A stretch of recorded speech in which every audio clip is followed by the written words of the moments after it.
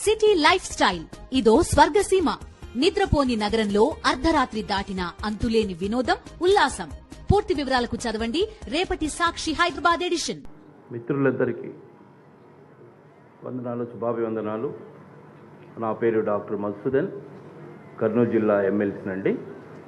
ఈరోజు రాష్ట్రంలో ఉన్నటువంటి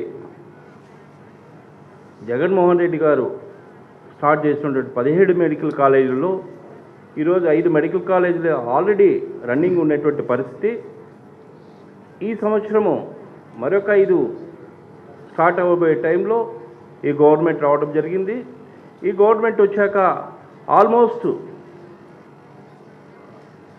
అన్ని రకాలైనటువంటి ఫెసిలిటీస్ వచ్చే టైంలో మరి ఈ రోజున వాటి స్టాప్ చేయడం జరిగింది. ముఖ్యంగా కర్నూలు పశ్చిమ భాగమైనటువంటి ఆదోనిలో కూడా 24-25 సంవత్సరంలో స్టార్ట్ చేసేటువంటి పరిస్థితి ఉంటే ఈ రోజున అక్కడికి ఆల్మోస్ట్ డాక్టర్స్ అందరిని కూడా పోస్ట్ చేయడం జరిగింది.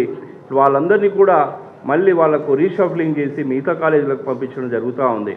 అంటే పశ్చిమ భాగం ఉన్నటువంటి మా భాగమంతా కూడా చాలా వెనుకబడినటువంటి పరిస్థితి.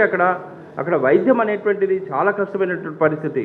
అంటే మన రాష్ట్ర మాజీ ముఖ్యమంత్రులు జగన్మోహన్ రెడ్డి గారు వారు ఆ రోజున బడుగు బలహీన వర్గాల వారికి, పేదవారికి వైద్యం అందాలన్నటువంటి ఉద్దేశంతో ప్రతి పార్లమెంటుకు ఒక మెడికల్ కాలేజ్ స్టార్ట్ చేయాలనే ఉద్దేశంతో వారు స్టార్ట్ చేస్తే ఈ రోజున దాన్ని ప్రైవేటీకరణ చేసి ఈరోజు అది బడుగు బలహీన వర్గాలు చదవడానికి ఎక్కడ కూడా అవకాశం లేనటువంటి పరిస్థితి ఇది.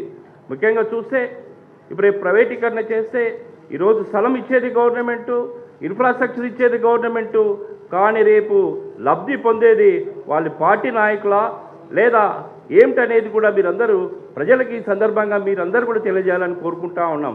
ముఖ్యంగా ఇది ఏమంటే ఇటువంటి పరిస్థితుల్లో ప్రజలకు తెలియాల్సినటువంటి ఈ విషయాల్ని మీడియా ద్వారా మీరు ఖచ్చితంగా కూడా ప్రజలకు పంపించాలని కోరుకుంటూ ఈ అవకాశం ఇచ్చినట్టు మీకు మరొకసారి నా ధన్యవాదాలు తెలియజేస్తున్నాను. Thank you.